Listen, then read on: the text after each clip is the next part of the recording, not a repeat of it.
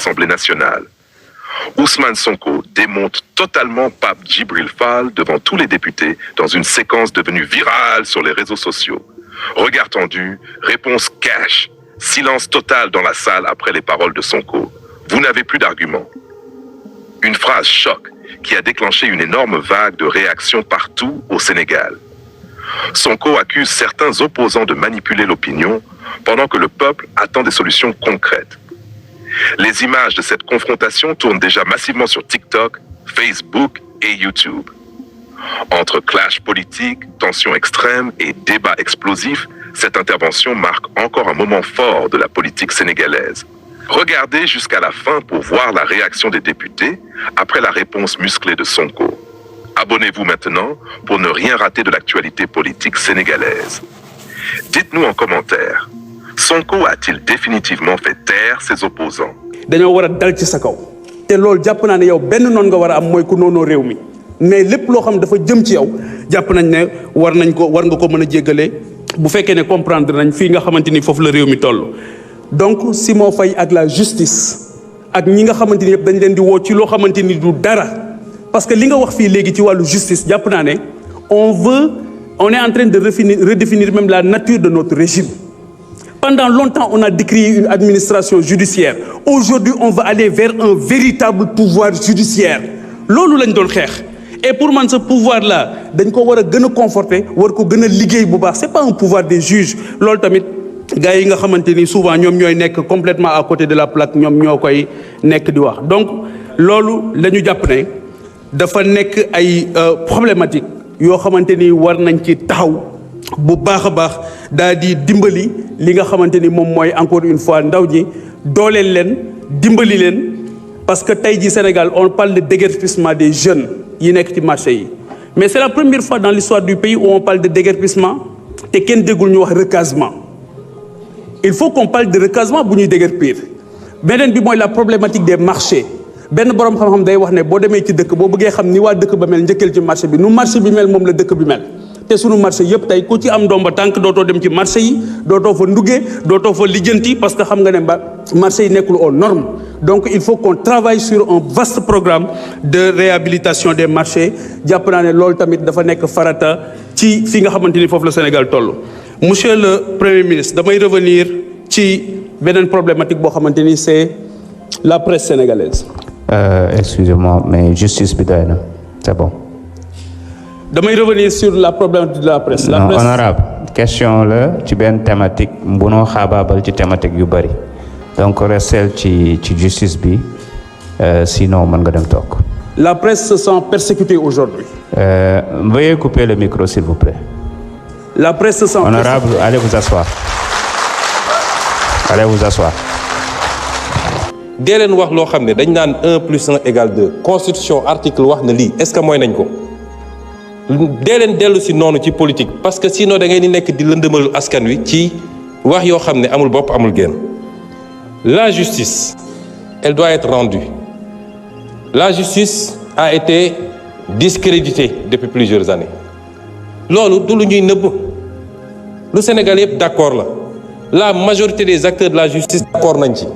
Magistrats, avocats, greffiers ñëpp d'accord nañu y a un problème kon loolu lu ñuy waxati te ñi yàq justice nitu justice loxoom mi ngi ci lenn ci nitu justice yi du ñëpp parce que gis nañ li fi xew ak comment on a instrumentalisé des magistrats ba ñëpp ñaawlu ko loolu am na fi et cette justice là il faut l'aider à se redresser parce que erreur bi sénégalais yi warul def mooy jàpp ni dès lors qu'on a élu le président Bassirou Diomaye Faye le 24 mars mbir mi changé na déedéet y a la volonté de changer la conduite du changement et les résultats yi ñu war a am l'État c'est le même État qui est là les mêmes agents hauts fonctionnaires magistrats etc. loolu c'est pas parce que changé nga président rek que loolu changé na de liggéey la boo xam ne au jour le jour lañ koy def. Ce qu'on appelle l'état profond il est encore là avec ses habitudes te liggéey la boo xam ne du liggéey bu yomb mais la justice am na erreur bi nit ñi di def le peuple a le droit de dire que j'attends c'est le service public de la justice pourquoi on peut mettre la pression sur le président, sur le Premier ministre, sur l'Assemblée, et le peuple au nom duquel la justice est rendue n'a pas le droit de dire « mais j'ai un problème si sama justice nu muy doxee ». Au nom de quoi? On dit le temps de la justice n'est pas le temps des hommes. Le temps de la justice est le temps des hommes, parce que la justice est rendue au nom des hommes. Et en matière de justice, il y a un principe qui est important, la célérité.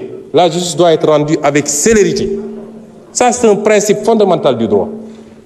Mën nañ ci poursuivre sax des magistrats lorsque, par leur négligence, dossiers yi dafa nekk ba peut-être sax génn ci dugg ci délai de prescription yi. On peut poursuivre disciplinairement des magistrats. Tey bi ñu jóg ñëwee gars yi def inventaire laaj leen dans les cabinets d'instruction ñaata dossiers lañ fa fekk, des milliers de dossiers qui dorment là-bas depuis longtemps. On peut trouver des justifications, peut-être amuñu suffisamment d'effectifs, peut-être les conditions de travail, mais en tout état de cause, la justice doit être rendue avec célérité parce que le citoyen doit pouvoir connaître son sort rapidement et la société doit pouvoir être édifiée sur le sort du citoyen. Est-ce que yoon la ñu ne nit jàpp nañ ko pour une banalité mu def 10 ans ñu ne mu ngi instruction? Est-ce que vous voudriez être dans cette situation vous? Kon yéen opposition da ngeen di ut fu ngeen di langaamu da ngeen amatul argument nee nga que actuellement dañuy dal ci kaw nit ñi. Gis nga la liberté d'expression constitution moo consacré la liberté d'expression.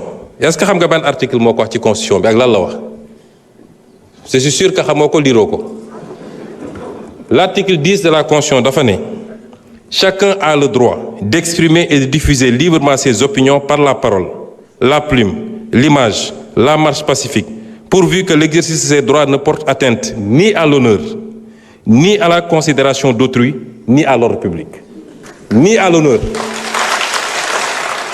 Parce que ce qui se passe actuellement, cette opposition-là, nga xam ne ñemewuñu parce que xamante nañu ñoom ñooy dem jël ay xale yoo xam ne koo ci laaj mu ne la aw ma certificat yónni leen ci télé ne leen dem leen saaga ji pour attenter à l'honneur des gens, pour attenter à la dignité des gens, à la considération d'autrui et à l'ordre public. Et vous croyez que ça dinañ ko bàyyi muy dox au nom de la liberté? Moi, je vais vous dire une chose. Ba fi mu toll nii je ne me suis jamais intéressé à ces questions. Lu xew ci réew mi ñu ne Sonko la. Je n'ai jamais fait arrêter quelqu'un. Le ministre de la Justice est là. Je n'ai jamais dégg naa même ñi ñu jàpp ci affaire dossier xaalis ak nangam ñu ne Sonko la. C'est pas moi. Damay xëy di gisandoo ci presse bi ñëpp ni jàpp nañ diw. Mais sur ces questions-là, je vous dis qu'à partir d'aujourd'hui, j'assume parce que man lu ma dugg rek ngeen xam ne dugg naa. À partir s'il vous plaît. Parce que ce pays duñ ko seetaan te gis nga ñi ngeen di sacrifier wujaaw yi ngeen di yónni ñuy dem di saaga ñoom seen cas nañ ko régler rapidement.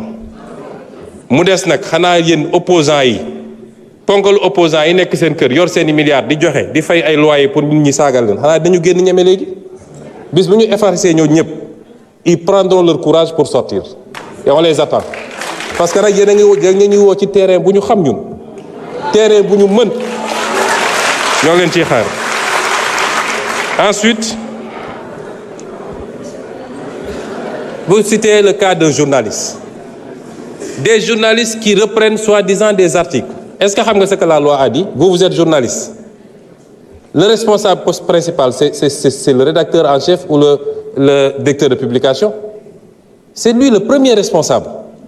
Tu prends un article, tu dis policiers ñu bëgg a génne dañ leen fiy génne dama joxe benn misaal dañ leen fiy génne parce que on veut aller prendre des rebelles du FDC remplacer leen ko ngeen ne loolu dañ ko bàyyi mu jàll. Merci beaucoup.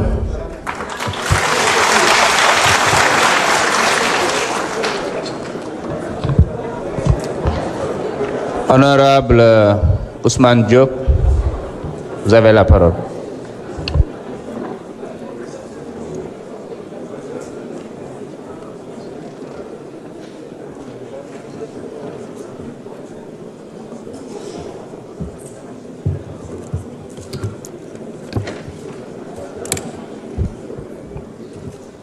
Aouzu billahi minash shaitani rajim, bismillahir rahmanir rahim. Monsieur le Président, Monsieur le Premier ministre et toute la délégation gouvernementale.